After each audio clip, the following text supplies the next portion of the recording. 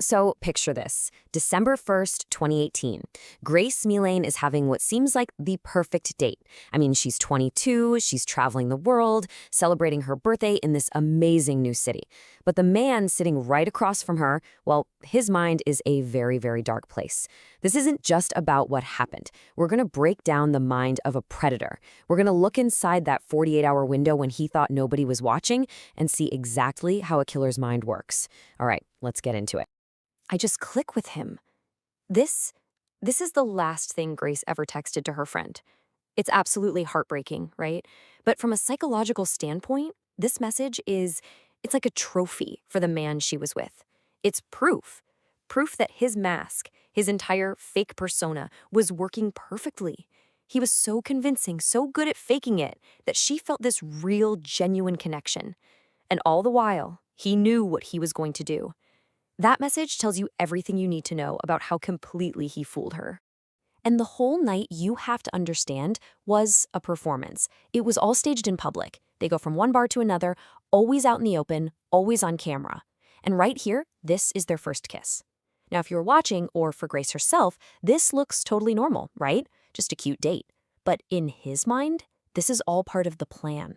Every step is calculated. It's all about building trust, getting her to let her guard down, and slowly, carefully luring her away from safety and into his control. This is it. This is the point of no return. The second they step into that hotel elevator together, Grace Millane is gone. She effectively vanishes from the world. You have to remember, she's walking through that door thinking this is real, believing she's safe with someone she clicks with. But she's not.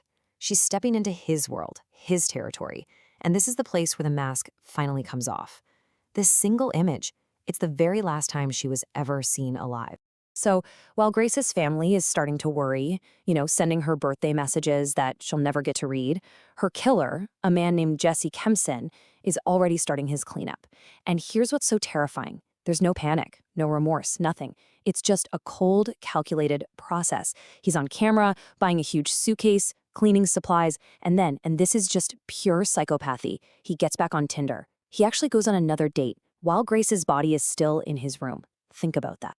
Okay, so now we're gonna look at what happens after. We're deconstructing his cover-up, minute by minute, the next 48 hours. I mean, this is a terrifyingly clear window right into his brain. This isn't some guy panicking. This is a cold, methodical checklist. It shows a complete and total detachment from what he's just done. Let's look at the timeline. Just look at how efficient this is. It's chilling. Saturday night, he's with Grace. By 8 a.m. the very next morning, he's out shopping for a suitcase, a big one. But the part that really tells you who this guy is what he does around noon. He doesn't go into hiding. He's not freaking out. No, he goes on another Tinder date. He's literally looking for more human connection, maybe even another victim. To him, the murder and the cover-up, it's just like a bunch of errands he has to run in between his regular social life. It's unbelievable. And this second date, wow. This is like a textbook case of predatory behavior. First off, he wears the same clothes from the night before. It's like a sick souvenir. Then he starts talking about murder, supposedly asking her about the best places to hide a body. He's testing her, seeing what he can get away with, maybe even reliving the thrill of it. But this woman, something inside her, that gut feeling we all get, just screamed danger. And she listened. She got up and she left. Her intuition probably saved her life. All right, so now the police have him. They know he was the last person to see Grace. So the physical search is over, but a whole new battle is just beginning, a psychological one. We're going inside the interrogation room. This is where a deeply narcissistic killer, who thinks he's smarter than everyone else, tries to outplay the detectives. So what's his first move? It's a classic manipulation tactic. He tries to flip the whole script. He claims he was the one who was scared, that he was worried he was being catfished. He's trying to paint himself as the victim here. Can you believe the nerve? In one sentence, he's trying to make himself look like the cautious one and Grace look like some kind of threat. It's a power play, pure and simple, a desperate attempt to take back control of the story. But here's the thing. The detectives have something he can't lie his way out of. They have data.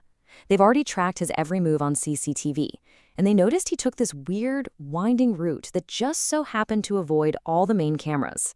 So they ask him about it. His excuse? Oh, I just feel safer down that way. It's such a weak lie. And this is the moment his entire story starts to crumble, because his words are crashing right into the hard, cold facts from the camera.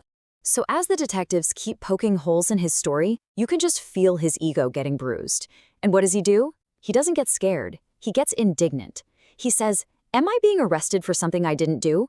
This isn't a real question, it's an act. It's pure theater. He's trying to play the part of the outraged, innocent man, hoping he can manipulate them one last time. It's his final attempt to grab back control as he feels it slipping away. But his little performance, it stood no chance against the truth. The police had an absolute mountain of evidence. They had the CCTV footage of him everywhere. They had the receipts for the suitcase and the cleaning stuff. They had his Google search history, places to hide a body. And then, the nail in the coffin. They found photos of Grace on his phone, photos he took after she was dead. There was no coming back from that. His entire web of lies was just gone. So with all that proof staring him in the face, he finally cracks. He admits Grace died in his room. But don't think for a second the manipulation stops there. Oh no, now he just pivots to a new strategy, a final, desperate performance for the jury.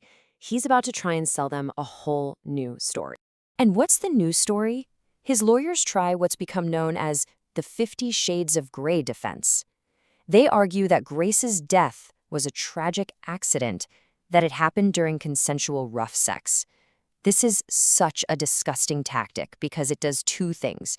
It tries to get him a lesser charge, and, even worse, it tries to blame the victim. It's a shameful attempt to rewrite her character and make it seem like she was somehow responsible for her own death. Thankfully, the jury saw right through it. They didn't buy a word of his new manufactured story. They looked at all the evidence, the methodical cover-up, the fact that he never called for help, the way he immediately went into disposal mode. They saw the performance for what it was. The verdict came back clear and unanimous. Guilty of murder. He got a life sentence with a minimum of 17 years before he can even be considered for parole. But the story doesn't end there. After he was convicted, something really important happened. 2 other women came forward. They felt safe enough to tell their stories of being assaulted by him, and that just proved what everyone suspected. Grace wasn't his first victim. She was just the one that finally got him caught. So think about this. To Grace, the man she met seemed perfect. The mask was flawless. But just one day later, another woman sat across from that same man, and her gut told her something was very, very wrong. The predator was exposed, not by facts or evidence, but by pure instinct. And that leaves us with a really tough but incredibly important question. In a world where monsters can look so normal, how do we get better at listening to that little voice inside? That primal alarm that screams, "Get out," before it's too late.